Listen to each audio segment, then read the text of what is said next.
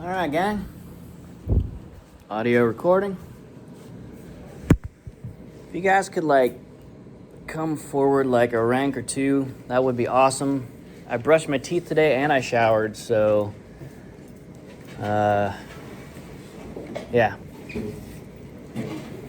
Again, I'm not doing that just to make it weird or to burn time, our precious time on the clock, but one of our many techniques that we're going to need to get comfortable with is helping folks understand what kind of even just a spatial, but also what kind of social arrangement do we have for any given interpretive thing, and to manage that actively and plan for it so that you can be the most effective as possible. Waste people's time as little as possible, hopefully, like we are not wasting people's time in class, but also to protect the physical apparatus by which you are delivering interp. In the case of staffed interp, that's going to be your vocal flaps, your voice box. And that's going to be a pretty important thing to not be shouting when you don't have to. All right? Cool. Welcome back. Do we have any announcements for the good of the cause in terms of student organizations, events, stuff happening around campus? Yet. Yes? I don't know if people are aware, but over in Colgan Hall, they have I'm trying to remember the name, but it's also to, and you go in and they have a ton of outdoor educational materials. Right now they have an annual exhibit on soils and all that. But if you go in there, it's Steve Garrity. Yeah, Garrity, that guy. And he's super friendly. We'll talk to him. We'll talk your ear off about anything and everything for a while. And he has volunteer opportunities right now, so. Oh, nice. Oh, yeah.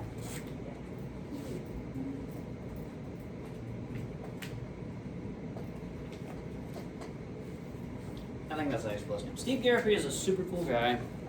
Anybody with an email address of Mammoth is cool. So, yeah. Steve, for many years, worked over at Touch of Nature, which is a world eminent level environmental and historic and outdoor recreation facility recognized by the UN. We were talking about in our last class here, wilderness management. He knows a thing or a million about interpretation, but also running a camp and environmental education and a lot of the adjacent things to what we talk about in this class. He's a good person to know if you're interested in any of this stuff. Get to know him. He is a super friendly guy, and I'm sure he would love nothing more than to help explore with you some more of this stuff outside of the classroom, so it's not just me saying it. Cool? All right. Good deal. Welcome. Come on in. So, it's been a minute since we last chatted, right? Snowpocalypse 2026. Hashtag never forget.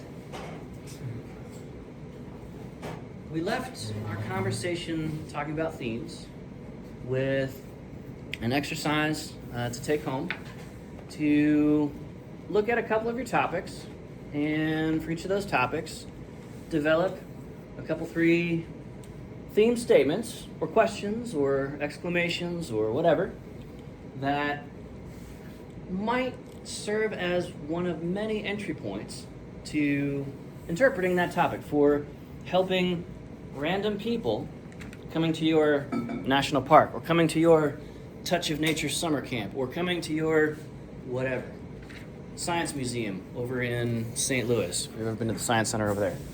All right, lots of interpretation happening there. And the theme is just the entry point for that. It's the shingle that you can hang out on the sort of sidewalk of attention, metaphorically speaking, and folks can see that one opening statement and think, that sounds like it's worth the next 20 minutes of my curiosity, versus sitting down and just scrolling on my phone in the Touch of Nature camp or St. Louis Science Center or the zoo or Forest Park or Morton Arboretum, whatever. So this is our chance. This is our shot. And field research on human attention in natural environments like busy heavily peopled natural environments like a mountain summit with an interpretive trail around the top, or at a visitor center, or a children's museum, wherever, the research indicates that you have 2 to 3 seconds while somebody decides if the juice, metaphorically, is worth the squeeze. That is, if the topic that you are interpreting is interesting enough or provocative enough because of its theme statement, folks can make an informed choice to give you more than 2 to 3 seconds of their time. And most of us, if we assume about a 6th grade reading level, which is about right for the United States, unfortunately, 2 to 3 seconds is about 1 sentence. So this is pretty important. We're spending now multiple class sessions just on this 1 sentence phase of the whole thing. Now today we're going to start to explore all of the rest of it and locate theme statements within a larger structured outline. Not a script that you got to memorize, because that's boring and it's hard, but a very flexible, very nimble outline that you can curate, include or disclude elements on the fly as you are interpreting. So, how'd the assignment go? Did anybody sort of look at your topics and kind of hit a brick wall? It's okay if you did. Everybody was able to write a couple of sentences? Well then, pitter-patter, as they say in Letterkenny, Ontario. Let's get at it. Does anybody have a theme statement they'd like to roll out before the class? Just like last week, this is going to be a totally cooperative effort. We're going to help each other edit these, because somebody's going to see something that you missed. And it doesn't cost them a lot of effort or mental energy to help you out in a big way for a blind spot that any of us might have. So, who's got a sentence for us?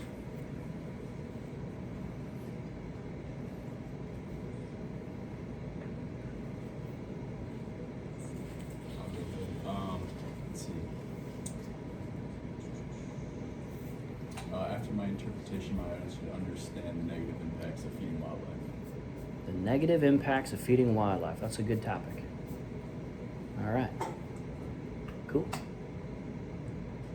What bad happens if we feed wildlife, y'all? Question for everybody. Bears in camp. Say again? Bears in camp. Bears in camp, but I mean, that's half the entertainment value, right? Well, it's a funny joke for us here in a classroom, but if you're a scout at Philmont, the busiest, most attended camp in the world in human history, having a bear in camp is not funny at all. So it sounds like there's some consequence to this topic. Yeah? Okay. Any other problems with feeding wildlife? Create dependency. Create dependency. That's right. Metallica once sang before you guys were born. You feed it once, and now it stays. Now it stays. So tear me open. I'm just kidding. We're going to get into song lyrics here in a bit too, because those are interesting. Awesome. All right, that's a good topic. What's a theme statement or question that you could write out of that? Full sentence, punctuation, all that stuff.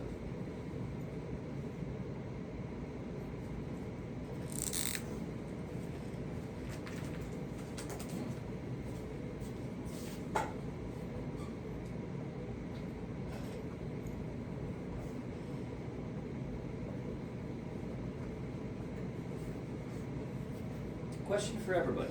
How could we broach the topic of feeding wildlife with the general audience? You've got Joe the plumber. You've got Kaylee, the 2 PhD and JD lawyer, federal judge. You got everybody in between. How can we open up a topic like this? it's important. There are real consequences. There are stories. I've been charged by bears twice, and I've encountered a lot of bears over the course of my life and research. And all but one of them, all but the grizzly bear, were because previous people in that bear's habitat, the bear's home, had fed the bears and put my life in danger. And I didn't like that. So, some serious consequences here. How could we introduce this to people?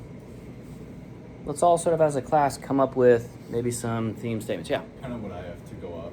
Okay. Kind of the reason this is the one I chose is that a lot of the times I work for DuPage County Forest Preserve, and so a lot of the time when the problems become when people are feeding the deer, a lot of the time they just become way too friendly, and eventually they do get put down once it starts to become a problem. So showing people that what they perceive as a kindness, good act leads to the detriment of the animal.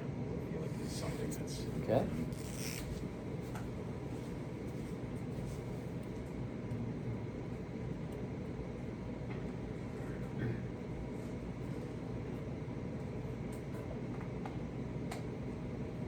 Kindness leads to animal harm.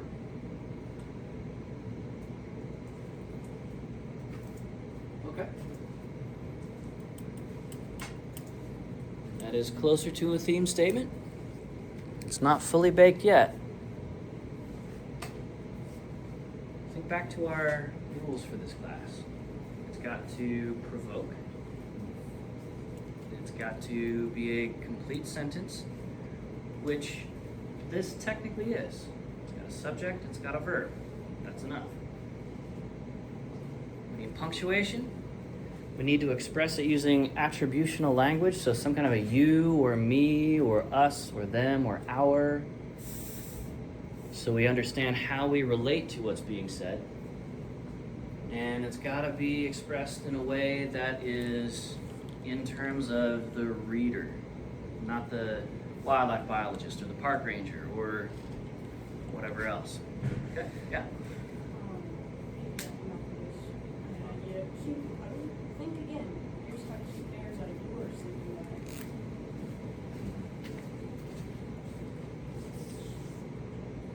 Cute and cuddly. It's 2 sentences, but that's okay. We'll allow it. Here's how. What's the second part of it? Here's how. Here's how to keep bears out of your sleeping bag.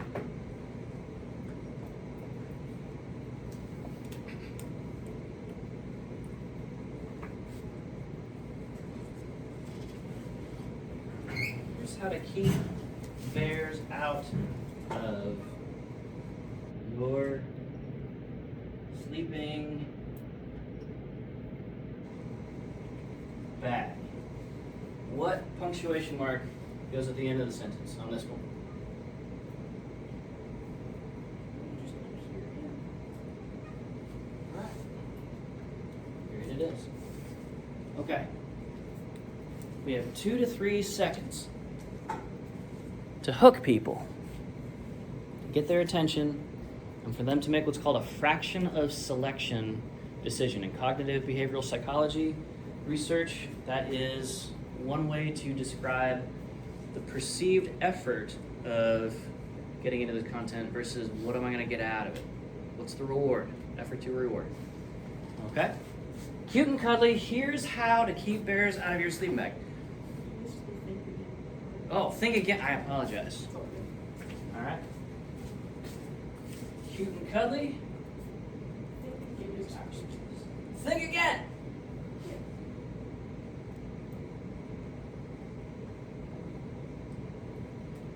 All right. I'm going to write this in a certain way, and it may not be correct.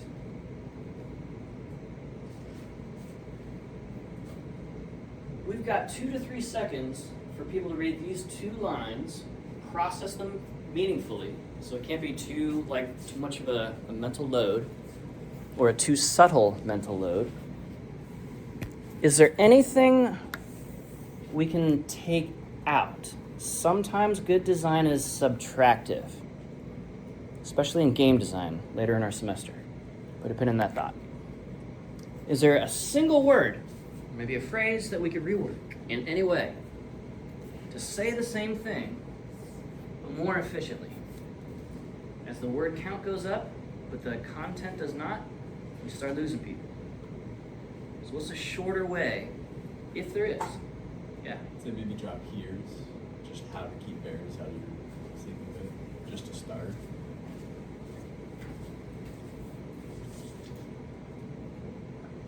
Why use lot word when few? Okay, good. What else? Let's keep going. Building momentum here.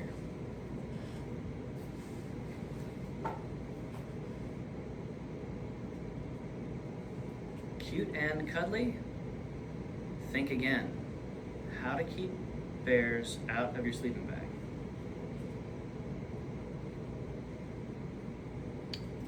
It would be kind of taking out a lot, but I think you could say like cute and cuddly, not when they're in your camp.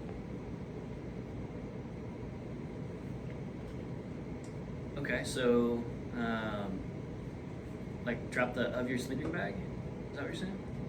Yeah, just say cute and cuddly, not when they're in your camp. Okay.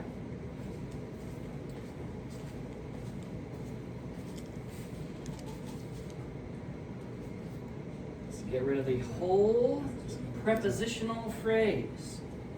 Prepositional phrases identify locations or spatial relationships or conceptual relationships out of your sleeping bag. All right.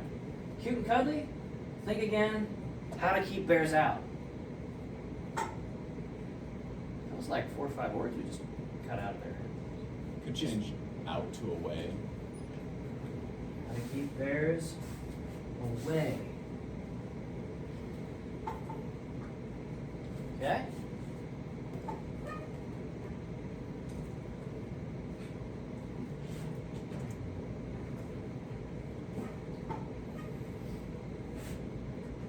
Can we cut out even more? You could just make it keep bears away.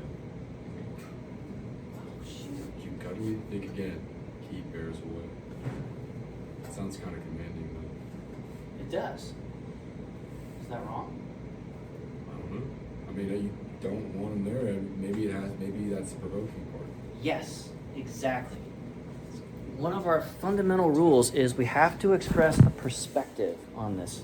Whatever the factoid is, it has to be moving us in a certain direction. We're looking onto that factoid in a certain way. There's a value judgment baked into this language here. If we're getting a direct 3-word command, maybe with a exclamation point at the end,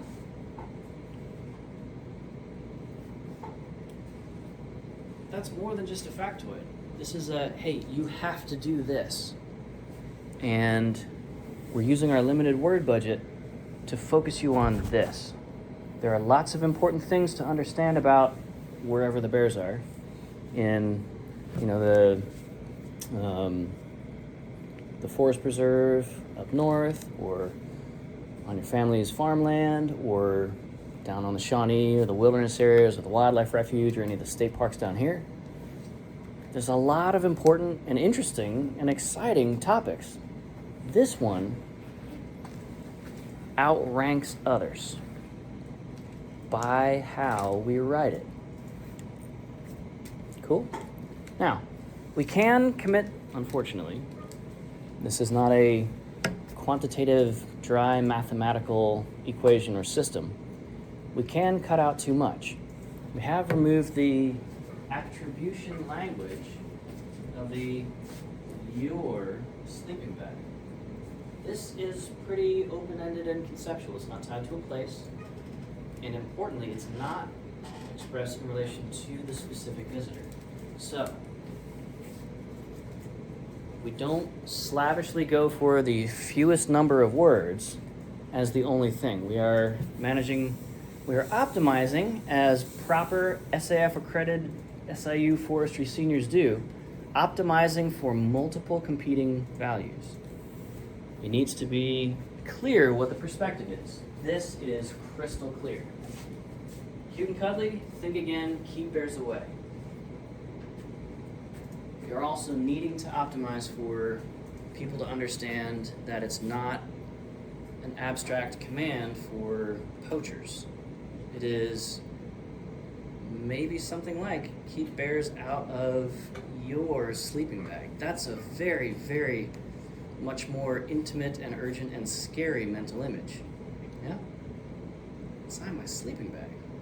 And in fact, that's exactly what some food-attracted bears do.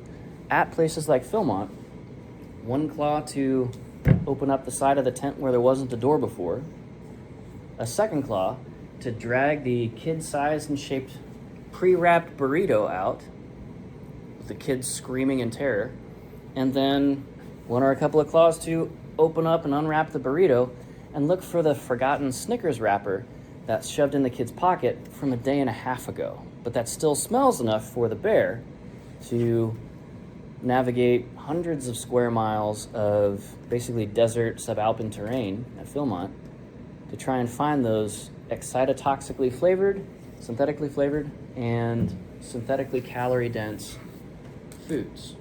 A lot more than they're going to get by cruising the dry arroyos, the dry stream washes, for berries and so forth. Okay? So,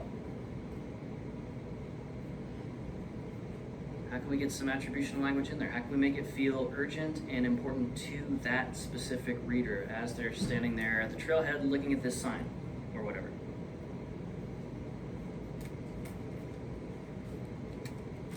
Imagery. Like? Just like the stuff that we were talking about, like wrappers, like showing like where to dispose them. Images are going to be a powerful tool later on in our outline, in our content, in the body of the intern. This is the introduction or the thesis statement of it, or a cold open if we were writing TV shows, streaming episodes. Okay.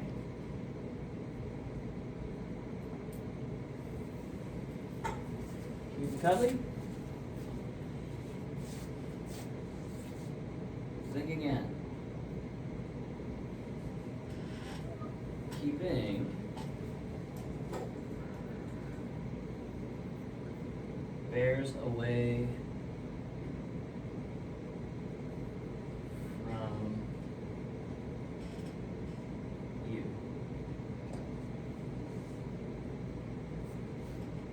Still got an exclamation point. A word count, still less than a dozen. For 3 sentences, that's amazing.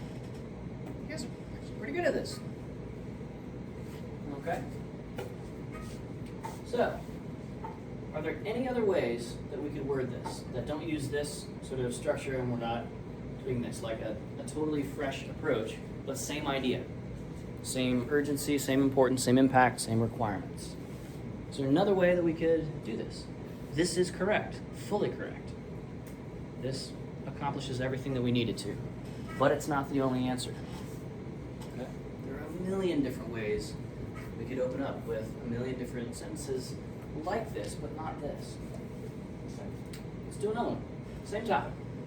Cute and cuddly, think again. Keeping bears away from you.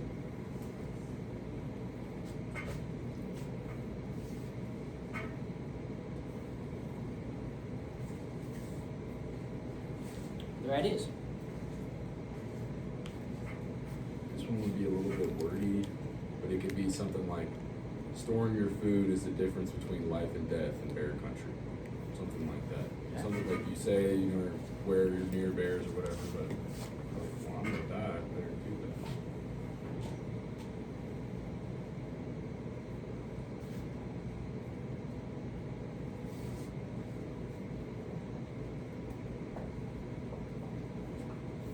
Difference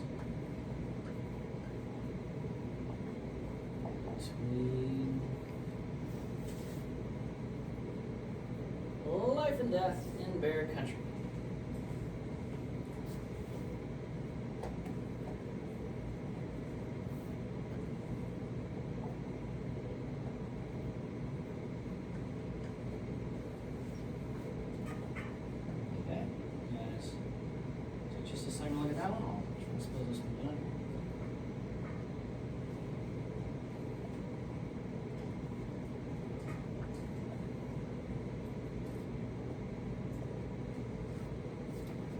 storing your food safely is the difference between life and death in bear country. That's a good start, guys. That's checking most of our boxes right out the gate. Nice work. But there's always something to tighten up, something to revise, something to make a little bit clearer, but in fewer words. One easy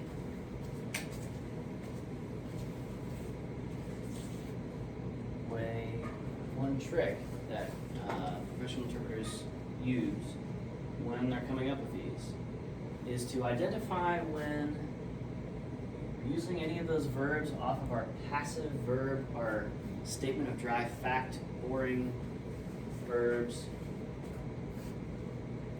Take the two halves of the sentence where it's broken in half by that passive voice verb, reversing the order to take it out of passive voice, stick in an active verb, and generally you can say the same exact idea with a couple fewer words. Let's see if that works here.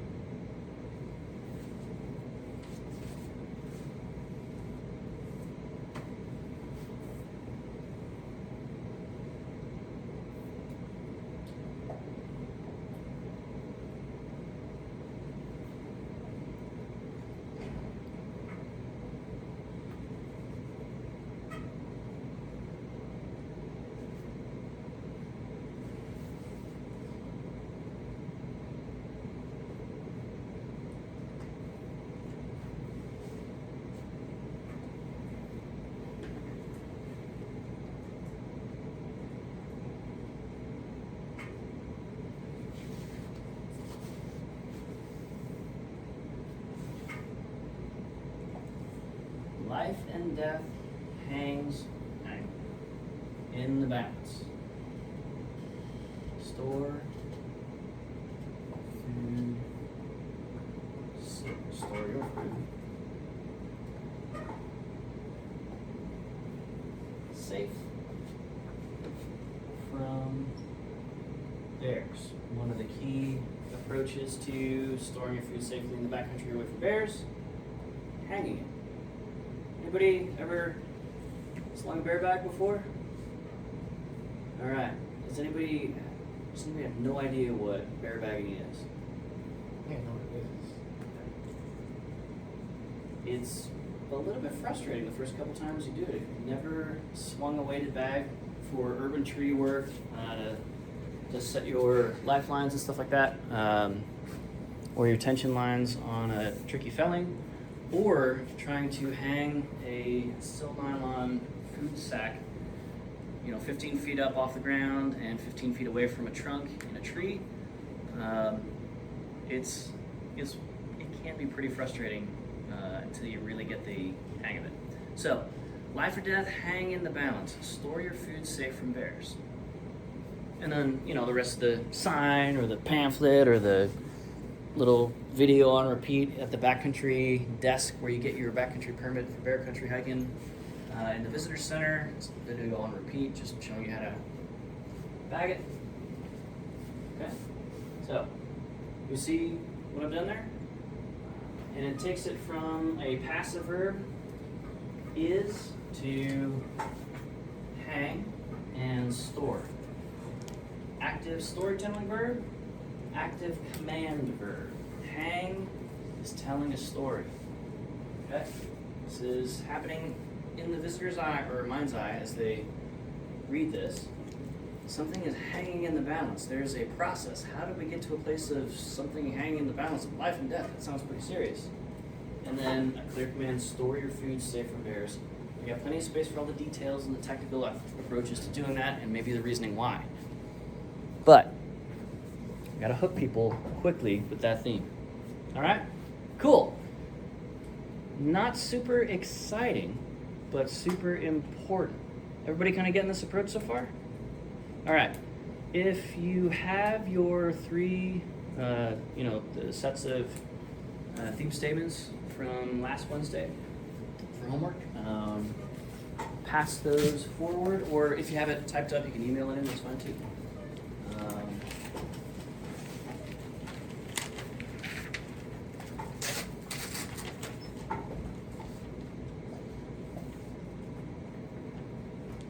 And this works. Awesome. So,